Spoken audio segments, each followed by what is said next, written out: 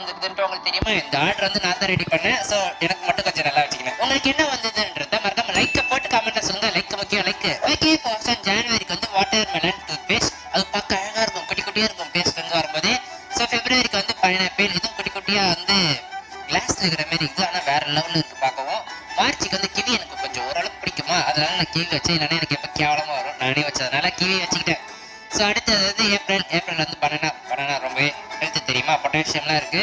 So prays பண்ணும்போது நல்லா இருக்கும். மேக்கு வந்து ஸ்ட்ராபெரி, குட்டி குட்டி ஸ்ட்ராபெரிஸ் நல்லா இருக்கு, அழகா இருக்கு, வேற லெவல்.